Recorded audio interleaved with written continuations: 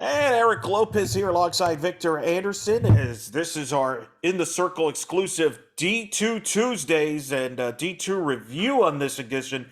Victor, as the top 25 NFCA poll has come out Yes. for Division 2, and you're gonna break that down for us for those. So now tell the audience why this is a place if you're a Division 2 softball fan, you're gonna want to subscribe on our YouTube page. Because every Tuesday from this point until the national champion is crowned in Denver in late May, we will have Division II content exclusively on our YouTube page, guaranteed every Tuesday. Now, there may be some content that we're going to publish on our podcast episodes, but for all Division II, we'll be right here on the YouTube channel starting today up until we crown a national champion. All right, so we got some interviews that we're going to post as well next week leading up to the start of the 2022 Division II season. But, of course, the big story, the NFCA poll is out, and a bit of a surprise perhaps, Victor. It's UT Tyler is the preseason number 1 ranked team. They got 8 first-place votes. They finished 17th last year. Augustana, who we know well, was finished 3rd last year. They were in the mix for the national championship. They're number 2. They got 5 first-place votes. And then Biola, who is the runner-up, is number 3. They got 3 first-place votes. And then the defending national champions, West Texas A&M, comes in at 4. Your reaction? I'm kind of stunned by this, honestly.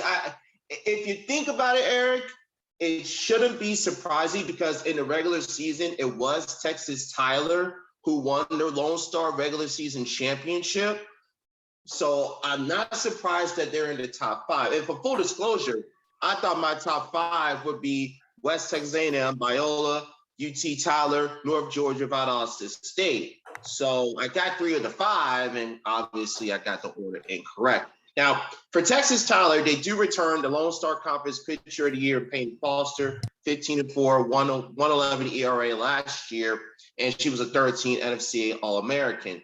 Now, Texas Tyler was picked to be is the favorite in the Lone Star Conference this year, in front of West Texas A&M, who, oh, by the way, won a national championship. Yes, they do lose Shannon McBroom, the Player of the Year in Division II, but something tells me that West Texas A&M is going to use this as motivation because they're saying we won a national championship.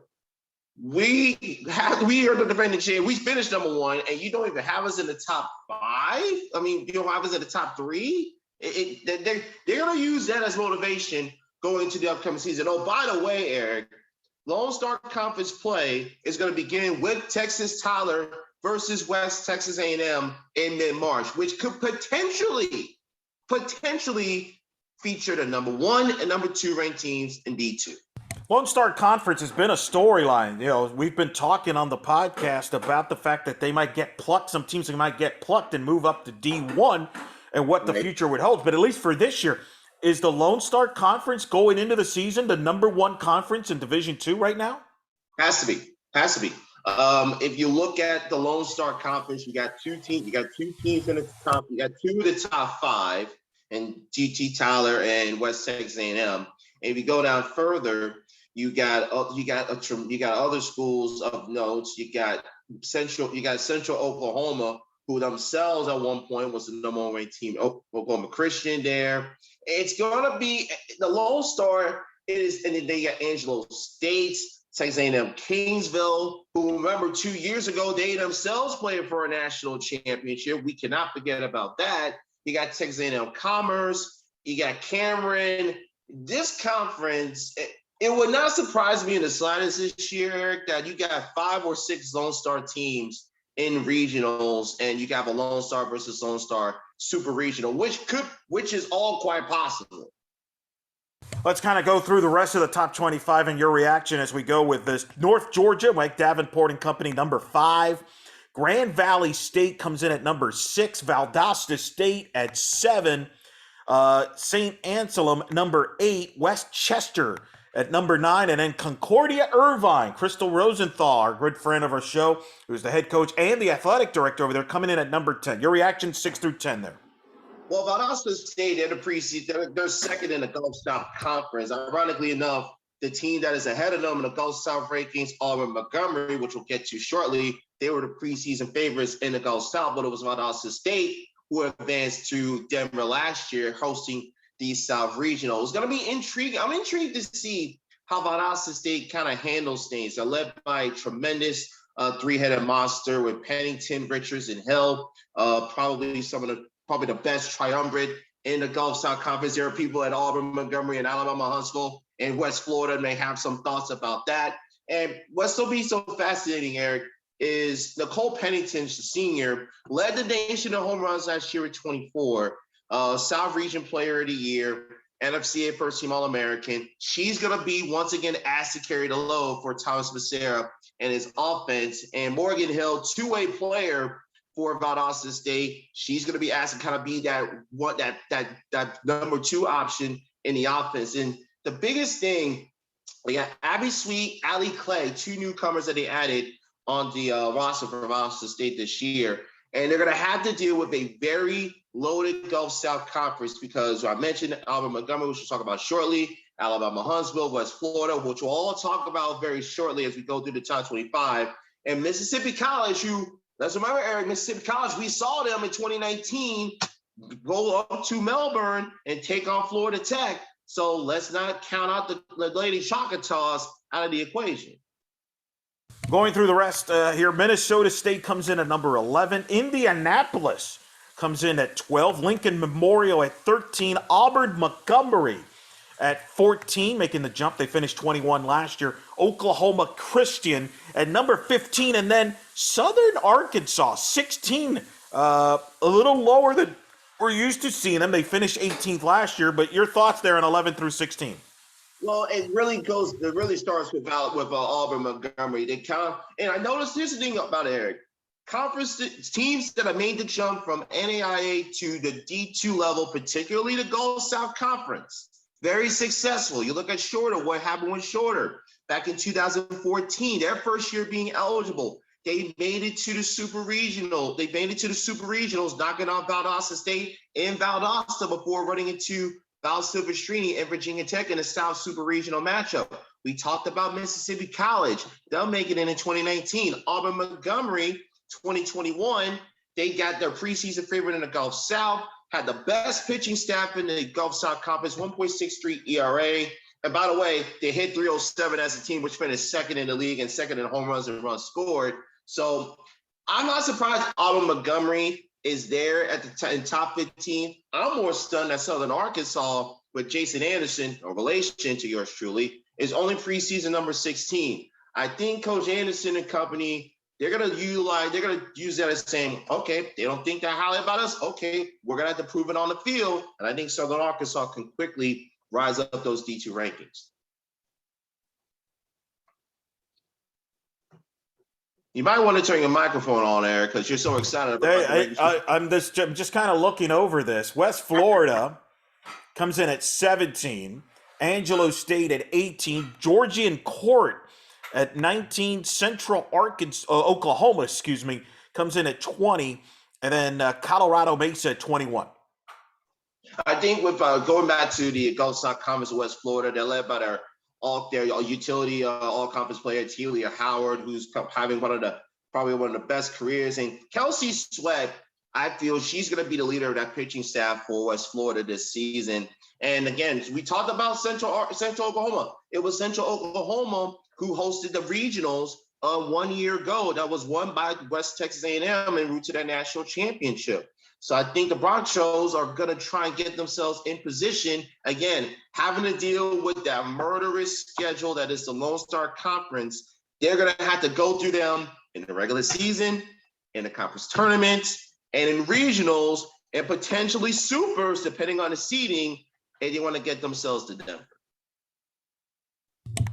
Coming in now, wrapping up the top 25, Texas A&M Commerce comes in at 22. Alabama Huntsville at 23. And then West Liberty and Central Missouri wrap up the top 25. Noticeably absent, Victor. No teams from the Sunshine State Conference ranked in the top 25. Well, I think that's because the Sunshine State Conference will in a few conferences in Division II to play a strictly conference-only schedule in 2021. You saw it reflected in the rankings throughout the season last year. You saw it reflected in the seeding in the South Regional Tournament, although Rollins did make it to the regional semifinals before getting bounced out by West Florida. It's going to be intriguing to see how that thing will work out with that conference. We'll talk about shortly. But going back to the 21 through 25, Alabama Huntsville, you can make the argument that I talked about triumvirates with Austin State. Alabama Huntsville is right there. They got three tremendous all-conference players as well, led by two-way player Kara Eichels, Shelby Booker, Mackenzie Nutt. That could one have probably the best infields in the Gulf South Conference, unless Studeman and company. She knows she has the talent. And I remember seeing this is the core at a UAH team that made it to Super Regionals back in 2018 when he went up to St. Leo and lost in that classic South Super Regional to Aaron Kimberger and St. Leo in 3 games. This is this team back now more seasoned. They have experience, and they're looking to make one final push to get over that hump to get to Denver, but they got a tough Gulf South Conference they're going to have to go through if they want to make that dream a reality. Teams receiving votes: Western Washington, 20 votes. Anderson, hey, I didn't know you got 19 votes. Congrats, man. No. Anderson is South Carolina, not Anderson and Victor. No. No? Okay, just checking.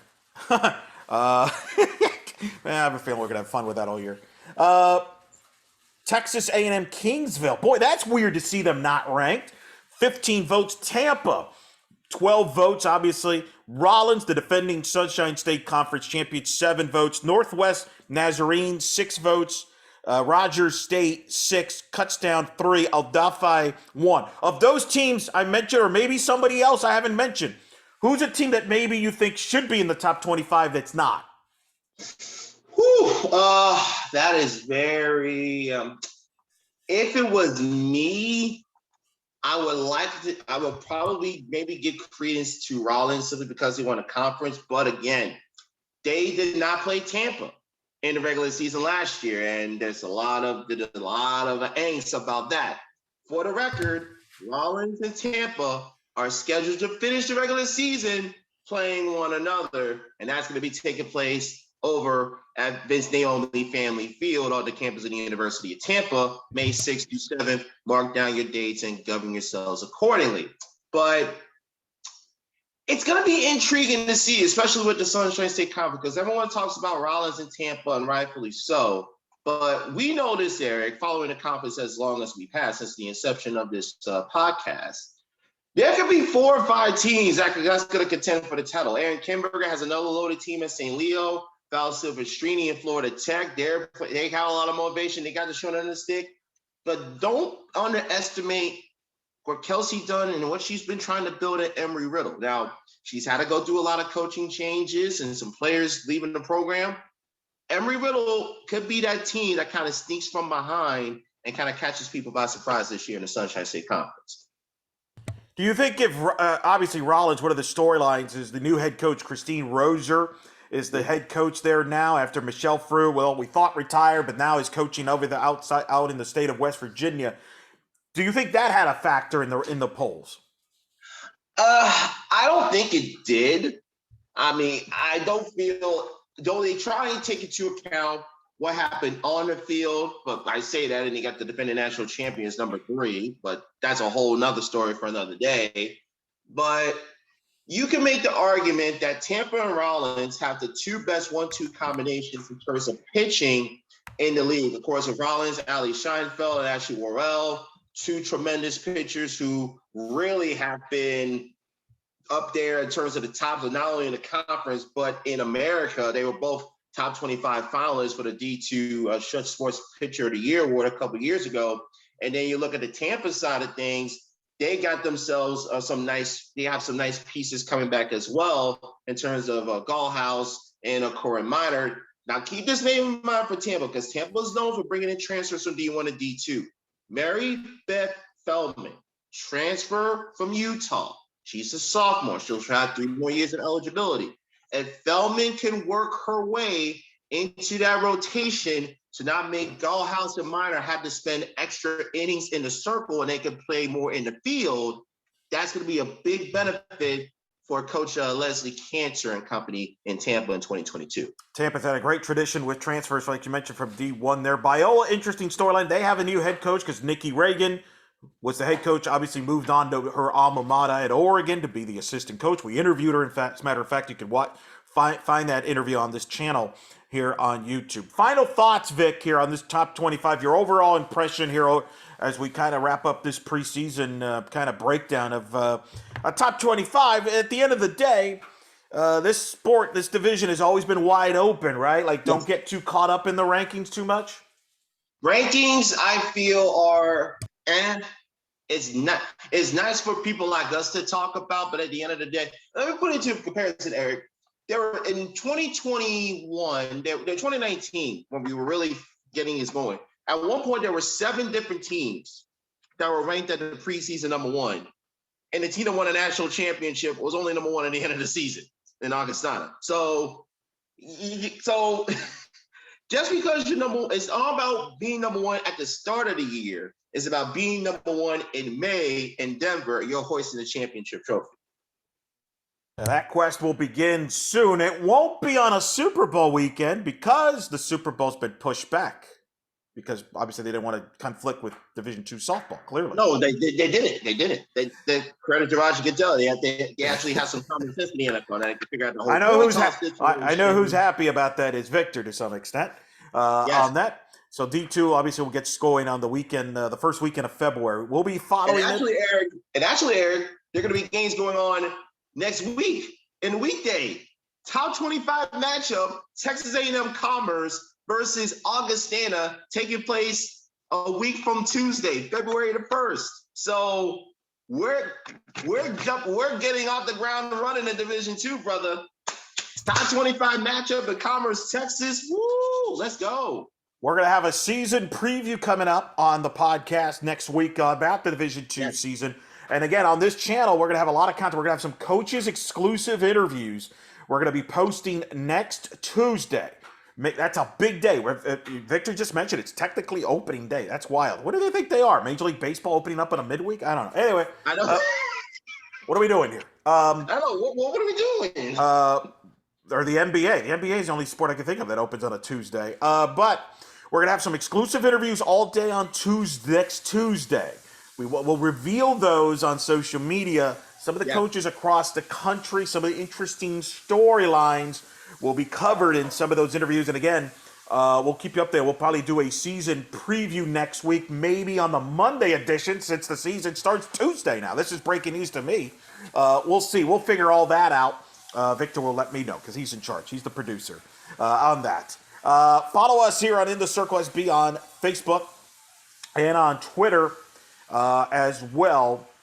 Make sure you subscribe to our YouTube so you don't miss those notifications when those interviews come out for D2 Tuesday or any of our exclusive content that you can find right here on our YouTube channel.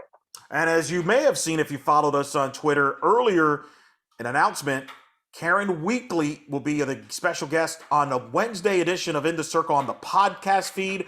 The video interview will premiere Tuesday night, prime time, tonight, here on our YouTube channel. That's why you want to be a subscriber, because you get first dibs. And then the podcast will be on Wednesday, which will also include, you'll hear from Monica Abbott on that episode. And of course, Monday, we just had Beth Torina on the episode. The Division I USA softball poll came out. My reaction to that is, well, they once told me, Victor, when I was young, that if you had nothing nice to say, don't say anything at all. So I won't about that. And on that note, that'll do it for this. Keep it here for all the latest news in college softball here. For Victor Anderson, I'm Eric Lopez. This has been your D2 Tuesday Top 25 preview. Good night, Canada.